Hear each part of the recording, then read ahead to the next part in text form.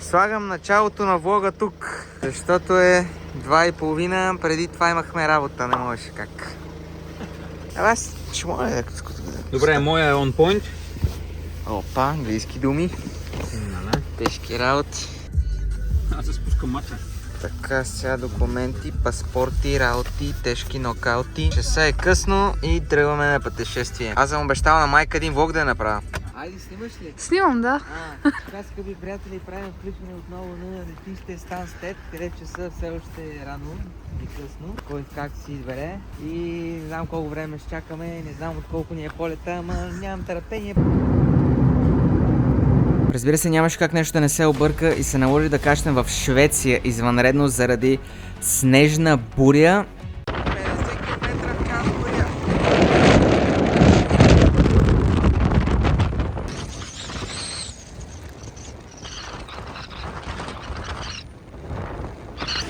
Така, скъпи приятели, правим едно включване от аз не знам откъде. Защо не знам къде се намираме. Както виждате, времето е направо перфектно. Оле, разбрахме. Много е хубаво. След 3 часа чакане сме в автобусчето и с него ще отидем до Лапландия, нали така, бе? Така. Така. И направо след това си взимаме колата и към иглуто. И малко работа да свършим. По пътя, защото ще пътуваме към 4 часа.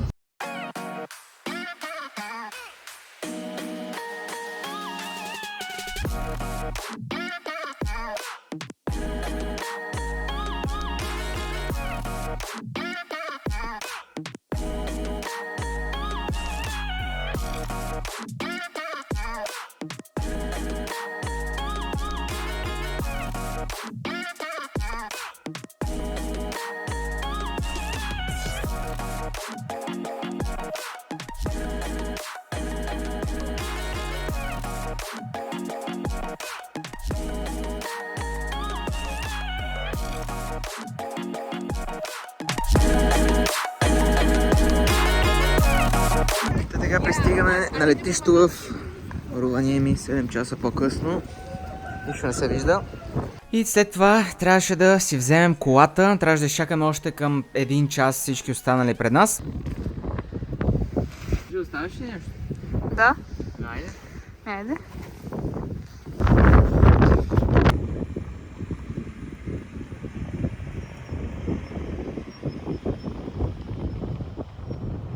От летището до иглото 2 часа път. Аз съм се настанил много хубаво отзад и познайте какво ще правя. Най-сетне, 12 часа, midnight, пристигаме. Къде пристигаме, аз не знам. Сняг до... Гледай, какво става, леко сняг има, бе, майко мила. There is a small building. If you forget keys inside, something like that happens. There's a doorbell. You go press that. It's called me. There is coffee, tea, hot chocolate, and normal chocolate. Those all included. Whatever you can drink from the tap. Okay, because I'm very thirsty. Yeah, that cold water doesn't end. But if you like to drink warm water from the tap, that ends approximately 20 minutes. И така, скъпи приятели, фенове на ютуба, това е нашето иглунце. Така има малко сняг, ама има някаква... Нещо там цъкаш и почва да го разтапя снега, няма проблеми да се вижда там по брега. И това представлява много готино малко местенце. Абе, пусна ти. Опа, това е моето място. Царското, гледай. Това е за вълците като мене. Забравих да кажа къде сме. Всъщност, това е едно малко градче, което се казва Леви. И толкова знам. Тук сме общо взето.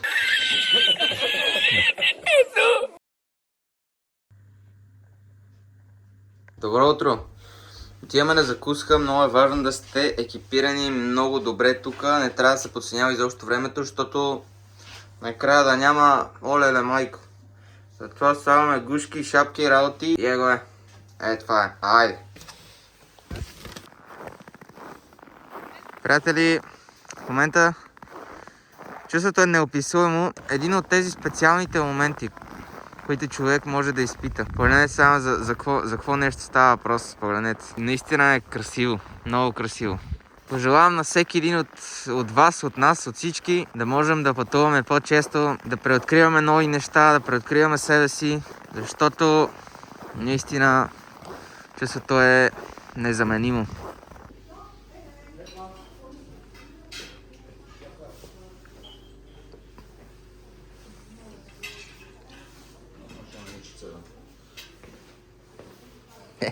Това ще бъде закуската за тази прекрасна сутрин финландска.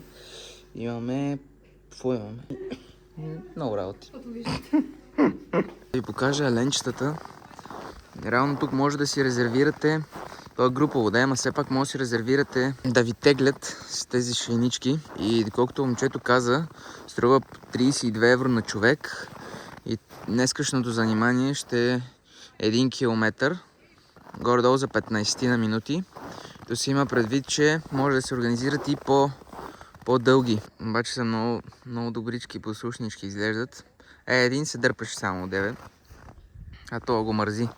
Его виж толкова го мързи водия. Много са душички са. Просто са много сладки.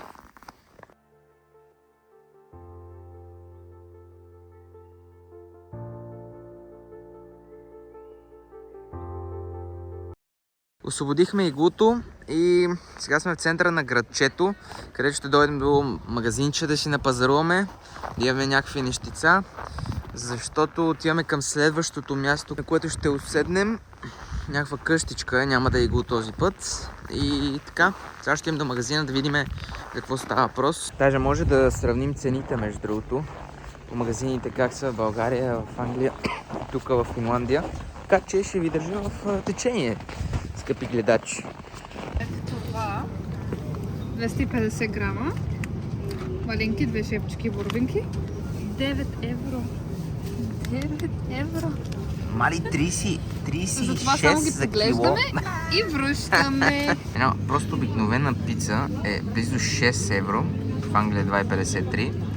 Така че няма какво друго повече да сравняваме. Цените са наистина бая скъпи тук в Финландия. 40 евро беше, не знам колко пана. 40 евро. 40 евро за това Като цяло няма кой знае какви работи вътре, някакви скъпи меса, няма меса, няма риби. 35-70. 35-70. 41 евро.